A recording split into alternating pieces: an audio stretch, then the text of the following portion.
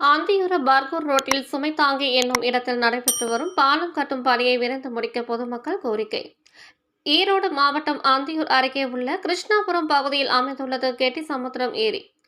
இந்த நிரம்பும் போது ஏரியின் உபரி நீர் சுமை தாங்கி என்னும் இடத்தில் ஆந்தியூர் பார்கூர் பிரதான சாலையை கடந்து செல்லும். இதனால் ஆந்தியூர் பார்கூர் சாலையில் மழை காலங்களில் போக்குவரத்து பாதிப்பு ஏற்பட்டு வந்தது. இதனை கருத்தில் கொண்டு தமிழக அரசு அப்பகுதியில் மேம்பாலம் அமைக்க நடவடிக்கை எடுத்து கடந்த 6 மாதங்களாக அப்பகுதியில் பாலம் கட்டும் பணி நடைபெற்று வருகிறது. இந்த சாலையானது ஆந்தியூர் வழியாக தமிழக கர்நாடக மாநிலங்களை இணைக்கும் மாநில நெடுஞ்சாலையாக உள்ளதால் தமிழகம் மற்றும் கர்நாடக மாநிலங்களுக்கும் பர்கூர் மற்றும் சுற்று வட்டார கிராமங்களுக்கும் அன்றாடம் ஏராளமான இருசக்கர மற்றும் 4 சக்கர வாகனங்கள் கனரக வாகனங்கள் சென்று வருகிறது.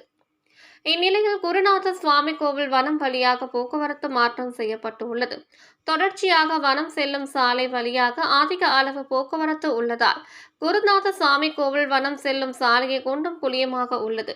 கடந்த 6 மாதங்களாக ஆமை வேகத்தில் நடைபெற்று வரும் பணிகளை விரைவாக முடிக்கவும் உலக புகழ்பெற்ற குதிரை சந்தை நடைபெறும் குருநாத சுவாமி திருக்கோவில் திருவிழா வருகிற ஆடி மாதம் நடைபெற உள்ள நிலையில் பாலம் கட்டும் பணியை துரிதப்படுத்த வேண்டும் எனவும் அன்றாடம் இச்சாலை வழியாக ஆயிரக்கணக்கான இருசக்கர மற்றும் 4 சக்கர வாகனங்கள் கனரக வாகனங்கள் சென்று வரும் நிலையில் பொதுமக்கள் கடும் அவதிப்பட்டு வருகின்றனர். இதனை நெடுஞ்சாலைத்துறை அதிகாரிகள் கருத்தில் கொண்டு உடனடியாக நடவடிக்கை எடுத்து ஆமை வேகத்தில் நடைபெற்று வரும் பாலம் கட்டும் பணியை போர்க்கால அடிப்படையில் விரைந்து முடிக்க வேண்டும் எனவும் பொதுமக்கள் மற்றும் சமூக ஆர்வலர்கள் கோரிக்கை வைத்துள்ளனர்.